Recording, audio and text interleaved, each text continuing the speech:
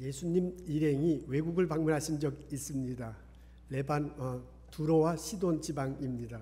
오늘날 레바논이라는 나라가 있는데 그 나라 남쪽에 있는 항구 도시입니다.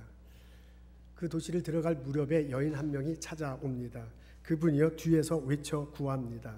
다윗의 자손인 예수님이요 나를 불쌍히 여겨 주십시오. 내 딸이 귀신 들려 괴로워하고 있습니다. 예수님이 아무런 반응을 보이지 않습니다.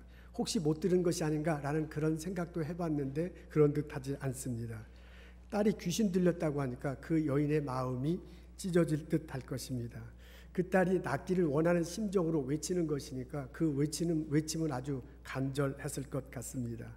이 정도 수준이라면 예수님께서 뒤돌아보시고 여인의 이야기를 듣고서 고쳐주어야 할 듯 합니다. 그런데 예수님은 전혀 그렇게 하지 않습니다. 보다 못해서 제자들이 나서잖아요. 여인이 뒤에서 외치고 있으니 고쳐주십시오. 안심시켜 떠나 보내주십시오.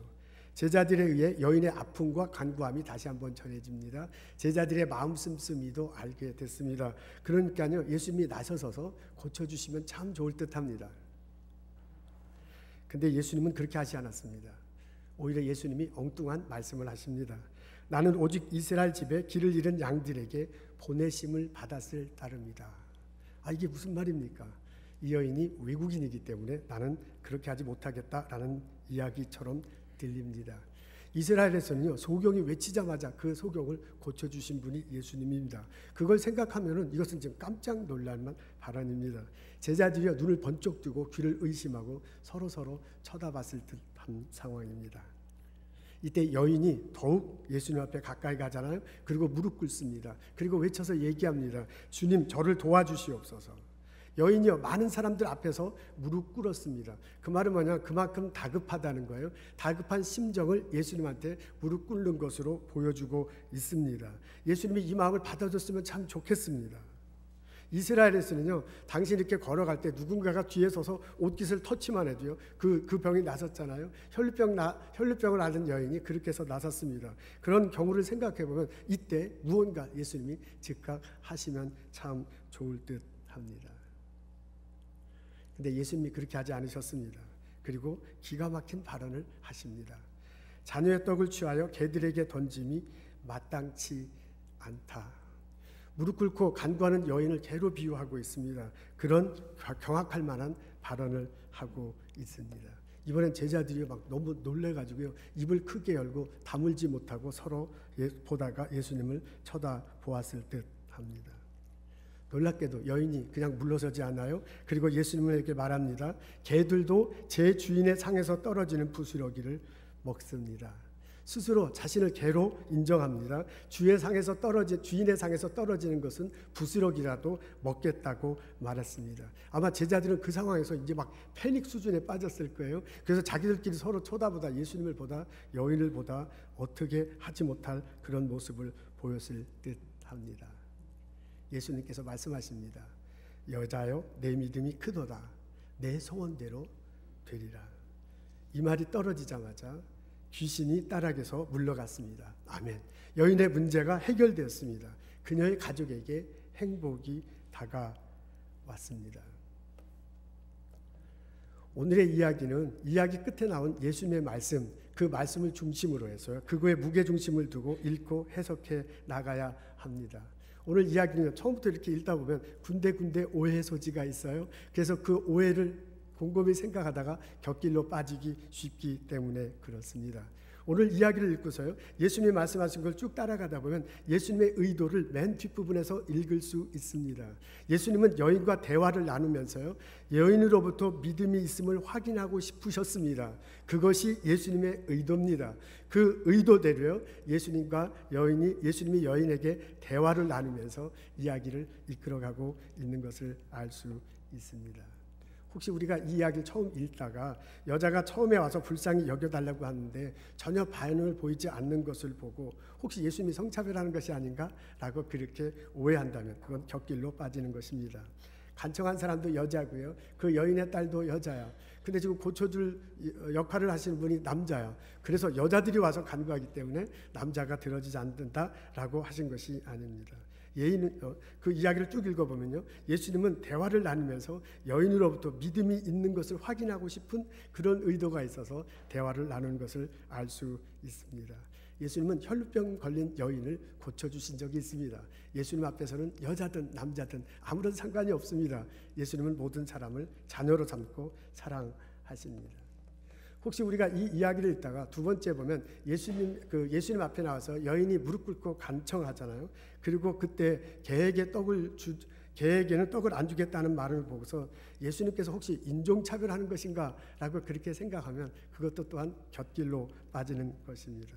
간청한 사람이 가나안 사람 맞아요. 그리고 그 지역이 페니키아 지역이라고 외국인 것은 확실해요. 그리고 예수님이 이스라엘은 유대인인 것도 확실합니다.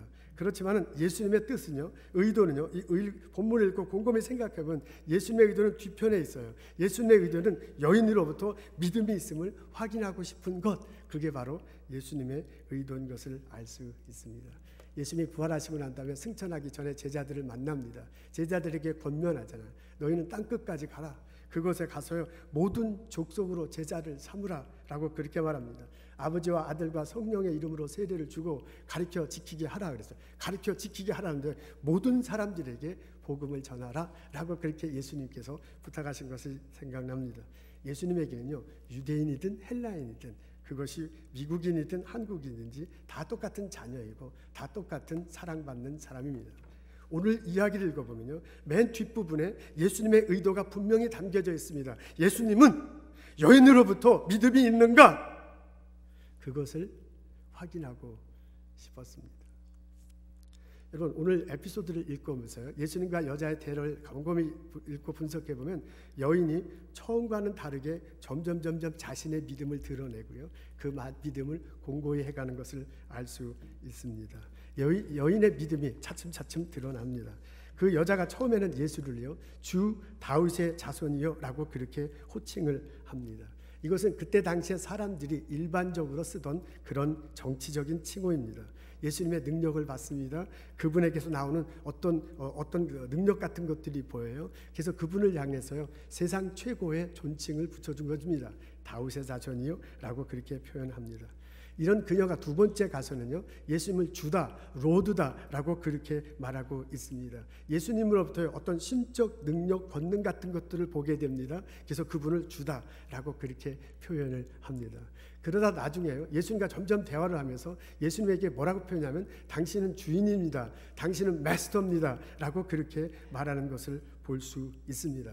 여러분, 이 호칭 안에서요, 두 사람과의 관계를 볼 수 있습니다. 예수님은 그대로 있고요, 여인도 위치상으로는 그대로 있지만 여인의 마음속에 영적인 것에 변화가 일어났어요. 처음에 당신과 나의 관계는 당신은 다윗의 자손이에요, 그런 관계야. 그러다 당신은 로드, 주인입니다. 당신과 나오는 그런 관계예요. 그러다 당신은 주인입니다. 나는 종입니다. 당신과 나의 관계를 그렇게 형성하는 것을 볼 수 있습니다. 여인이 말한 것도요, 그 절박함이 점점 깊어지는 것을 알 수 있습니다. 처음에 여인이 다가와서 예수님에게 이렇게 얘기해요. 불쌍히 여겨주십시오 라고 그렇게 말합니다. 그러다가 나중에는요, 나를 도와주십시오 라고 그렇게 말합니다. 그러다 나중에는 뭐냐면 부스러기도 먹겠습니다 라고 그렇게 말합니다. 여러분, 이 표현을 보면 그냥 적당한 거리를 두고 불쌍히 여겨주세요, 처음엔 그래요. 그러다 좀 더 가까이 가서 도와주세요, 당신 없으면 안 됩니다. 그러다가 완전히 가까워서요, 부스러기도 먹을 지금 환경입니다, 상황입니다. 도와주십시오 라고 말하는 것을 알 수 있습니다. 여러분, 오늘 본문을 읽어보면 예수님과 여인이 대화를 나눌 때 이렇게 호칭이 변화하는 관계 속에서 예수님과 여인의 관계가 변해지는 것, 그리고 그 관계가 변해짐을 통해서요, 여인이 예수님에게 얼마나 더 간절히 다가가는 것을 느낄 수 있습니다.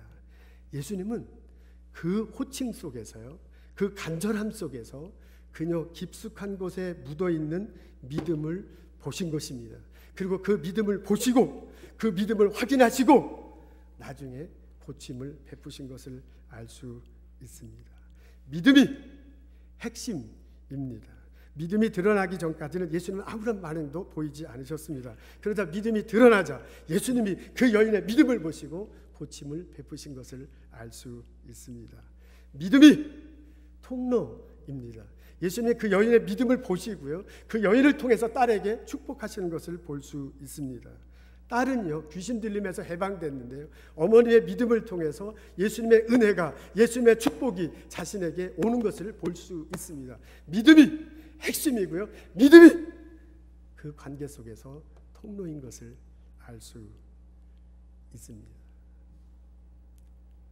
때때로 우리가 예수님을 믿고 예수님과 더불어 동행하고 예수님을 따라가다 볼 때, 따르면서 살아갈 때 이와 비슷한 요청을 예수님이 나에게 하시는 것을 경험할 수 있습니다. 예수님은 우리들에게서요, 믿음을 확인하고 싶어 합니다. 우리 때때로 살아가면서 많은 어려움을 겪습니다. 그 어려움을 갖고 예수님을 만나기를 원할 때 예수님이 관심 갖는 것은 그 문제보다도요, 문제를 가지고 있는 나의 믿음이 무엇인가를 보시기를 원한다라고 생각될 때가 우리 신앙생활하다 보면 많이 있는 것을 알 수 있습니다. 여러분, 인생 살다 보면 우리에게 갖가지 어려운 문제들을 겪게 됩니다. 오늘 여인처럼요, 딸의 문제, 아들의 문제, 자녀의 문제가 우리들 삶을 크게 어렵게 할 수 있습니다. 자녀들이 방황할 수 있습니다. 진로가 제대로 잘 안 될 수 있습니다. 건강에 문제가 생길 수도 있습니다. 자녀들이 만나는 친구가 내가 볼 때 그렇게 좋은 친구들이 아니에요. 자녀가 갖는 그 습성 있잖아요. 습관 있잖아요. 그게 건강하지가 못해. 그런 것들 때문에 우리 많이 마음고생할 수가 있습니다. 경제적으로 넉넉지 못하기 때문에 어려움을 겪을 수도 있습니다. 아무리 일을 해도 이 고통 속에서 벗어날 수가 없어. 그래서 새벽부터 밤늦게까지 일을 하지만, 뼈 빠지게 일을 하지만 내 손에 별 그 큰 이득이 없기 때문에 고통스러워 할 수도 있습니다.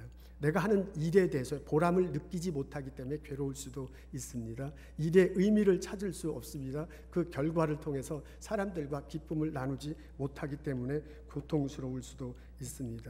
건강으로 고민할 수도 있습니다. 내가 아파도요, 누구에게 속 시원하게 말할 상대가 없어요. 말을 한다고 해서 그것이 해결되는 것도 아니에요. 그래서 그 건강의 원조 때문에 큰 고통을 겪으면서 살아갈 수가 있습니다. 예수님은요, 우리가 이렇게 어려움을 당할 때, 우리가 이렇게 고통 중에 있을 때 예수님에게 다가와서 그 문제를 아뢰고 그 문제의 아픔을 나누고 그 문제를 해결해 주시기를 원하십니다. 그래서 수고하고 무거운 짐진 자들아 다 내게로 오라 라고 그렇게 예수님이 말씀하셨습니다. 예수님이 내게 그렇게 요청을 하시고요, 그렇게 허락하시고요, 그 순간 예수님께서 확인하고 싶어 하신 것이 있습니다. 그것이 뭐냐면 문제를 가지고 온 나의 믿음, 바로 그것을 예수님께서는 확인하고 싶어 하십니다.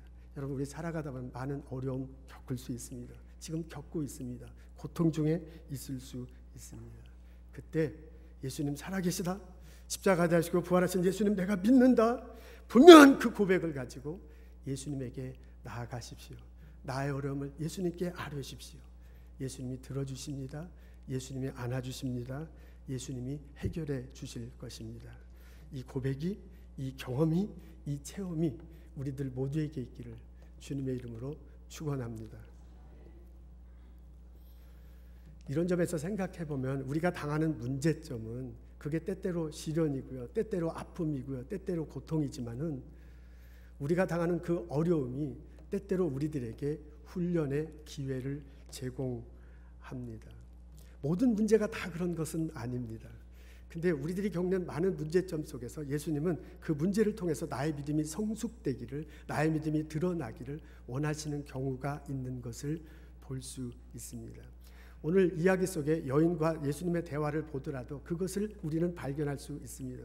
예수님에게는 다른 문제가 굉장한 그 여인에게는 굉장한 문제예요. 그래서 예수님을 찾아왔을 때, 예수님을 만났을 때 그것이 해결되고 했으면 참 좋겠어요. 딸 문제가 시련이야, 그 사람의 고통이고요, 그 사람의 아픔이야.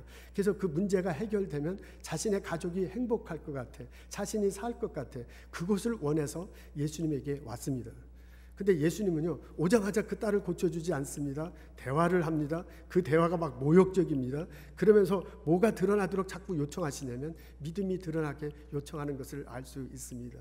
여인의 관심은 이 문제거리가 빨리 해결되는 거야. 근데 예수님의 관심은 그 문제거리를 통해서 믿음이 확인되는가 하는 것을 더 깊게 생각하는 것을 알 수 있습니다. 그런 점에서부터 문제는요, 나의 고통이고 아픔이고 힘들고 정말 그거 진짜 말 못해.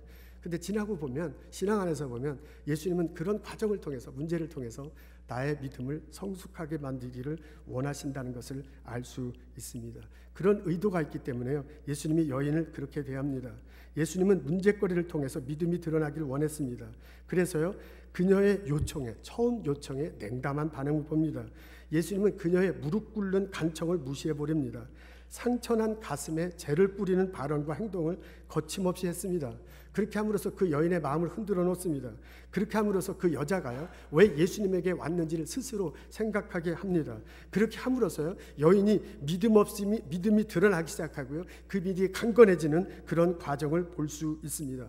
문제가 생겼습니다. 문제가 해결됩니다. 근데 이런 과정을 통해서 문제가 해결됐다는 것 보면 여인의 믿음이 드러나고요, 여인의 믿음이 굳건해지고요, 여인이 예수님을 분명히 주인으로, 마스터로 고백하는 결과가 나타난 것을 알 수 있습니다. 우리 살아가면서 겪는 모든 문제를 통해서 예수님이 우리를 훈련시킨다고 말할 수는 없지만은, 사람에 따라서, 경우에 따라서 그건 정말 하나님의 뜻인 것 같아요. 하나님의 계획하시고 인도하심이 있다고 우리 고백하고 살잖아요.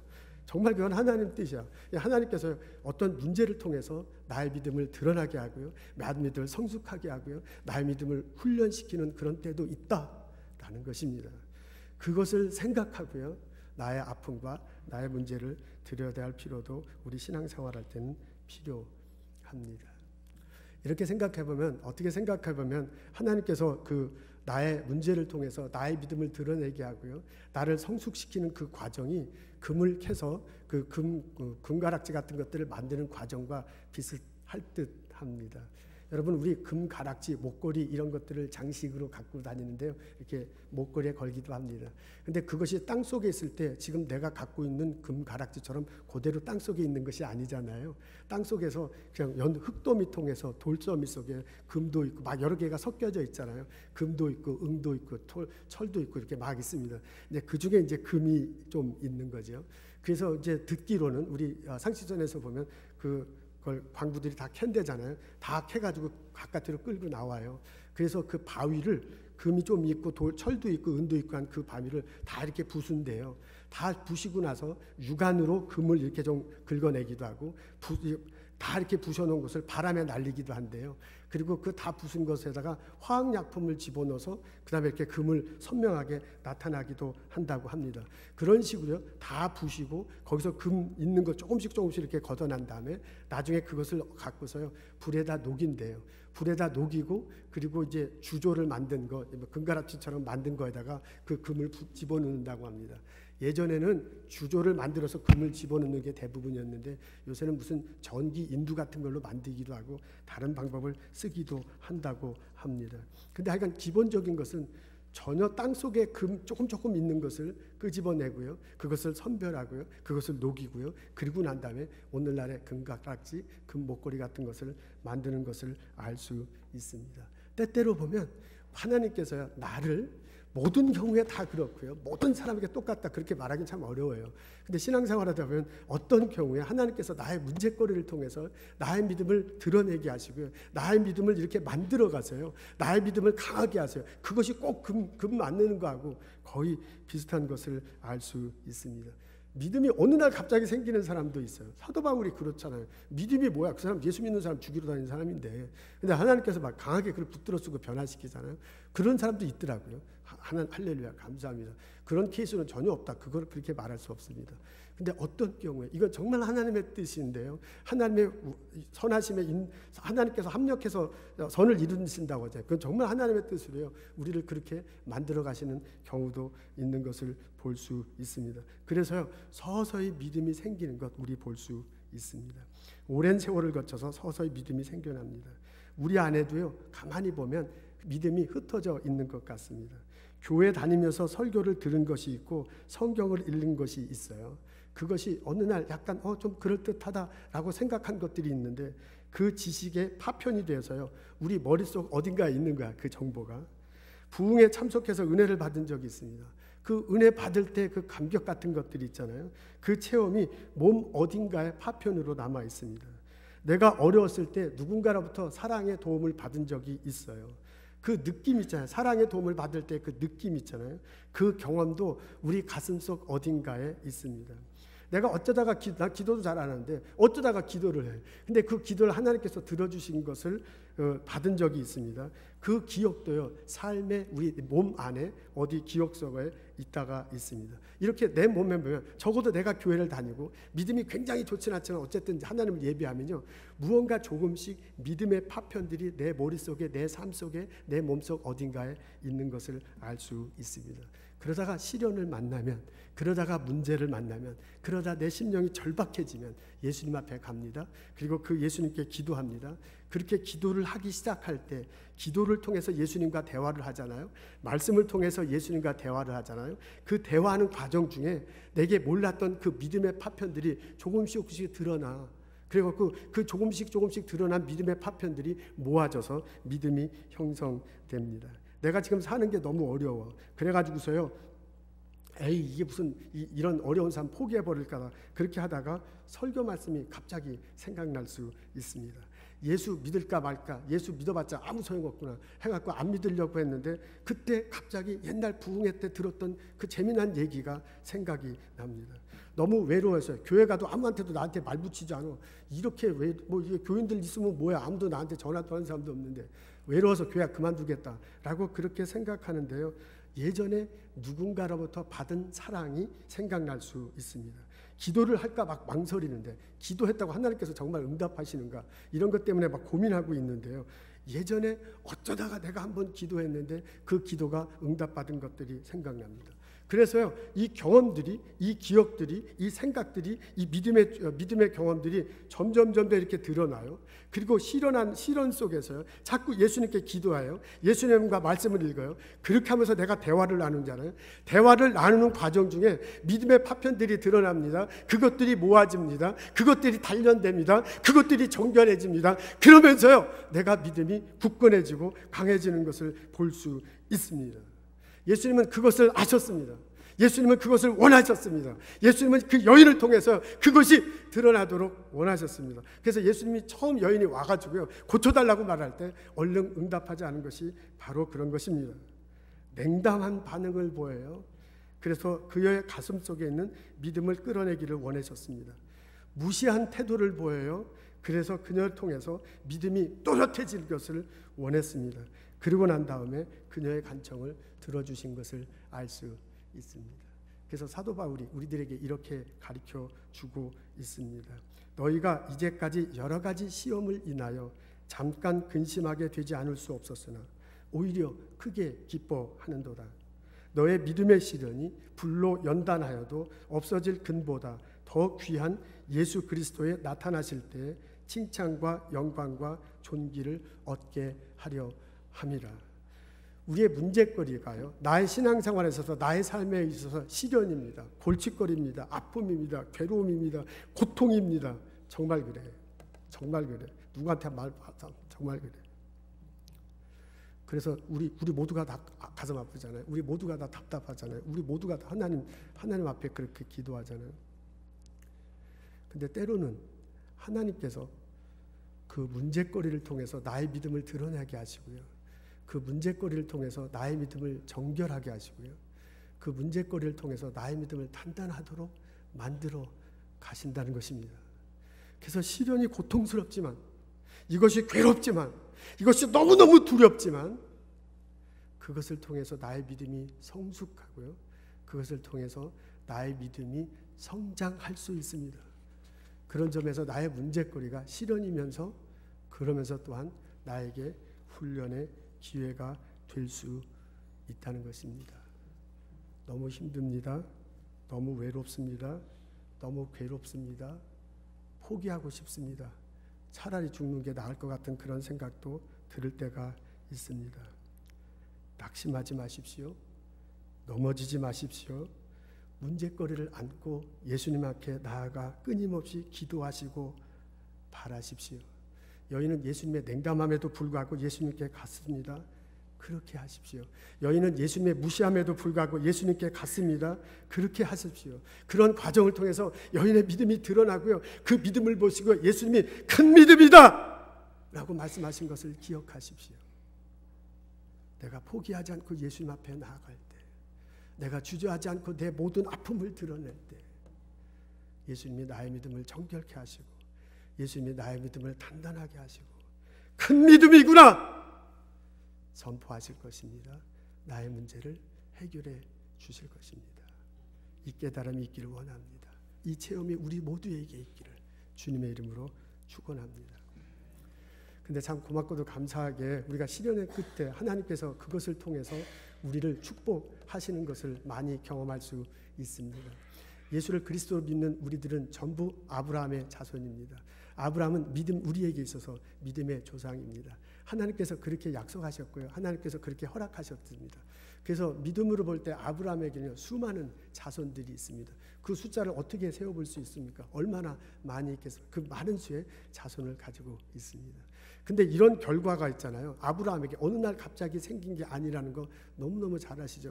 결과만 볼 때 아브라함은 와 행복하겠다라고 싶지만은 그런 결과가 나오기 전에 아브라함에게는 수많은 시련이 있었고요. 그 오랜 시련의 기간을 통과해야만 했습니다. 하나님께서 아브라함을 불러서 얘기하는 하늘의 별을 보라, 땅의 모래를 봐라, 너희 자손이 이렇게 많아질 거다라고 그렇게 약속하셨습니다.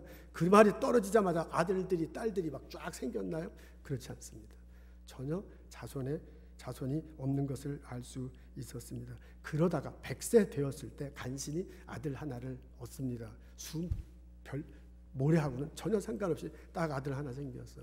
근데 딱 하나 생긴 아들을 하나님께서 뭐라고 해요? 너 바쳐라, 그렇게 이야기하잖아요. 그래서요, 그 소리 듣고서 그냥 두말하지 않고 모리아 산으로 갑니다. 동물 제사 드리시 죽이려고 그렇게 합니다. 이 뭐 날벼락 떨어지는 소리고 그 날벼락 떨어지는 명령을 그대로 그냥 해버리려고 합니다.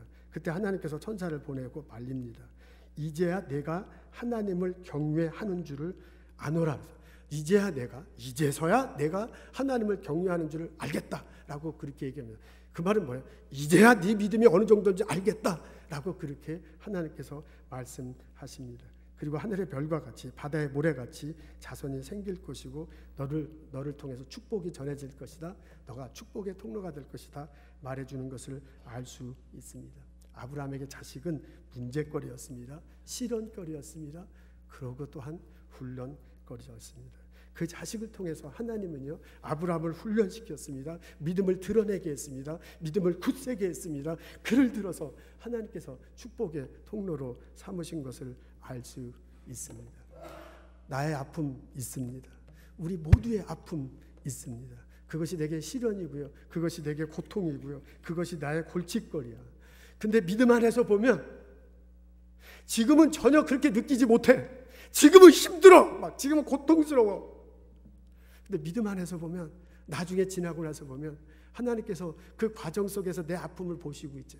하나님께서 그 과정 속에서 나를 붙잡아 주시고요. 하나님께서 그런 과정 속에서 믿음이 나타나. 믿음을 모아줘. 믿음을 강하게 해. 그래서 결국 나에게 큰 축복을 허락하시는 것을 알 수 있습니다. 오직 담대한 마음으로 예수님께 나아가십시오. 나의 아픔을 토로하십시오. 포기하지 마십시오. 내가 주인의 상에서 떨어지는 부스러기도 먹겠습니다라고 했던 여인의 심정이 내 심정이 돼서 예수님 앞에 나아갈 때 나의 믿음이 정결케 될 것입니다. 나의 믿음이 금보다 더 단단하게 될 것입니다. 내 믿음이 크도다라고 하나님께서 나를 축복하시고 나의 문제를 해결해 주시고 나를 통해서 축복의 통로가 되게 하실 것입니다. 믿으십시오. 믿음이 핵심입니다. 믿음이 통로입니다.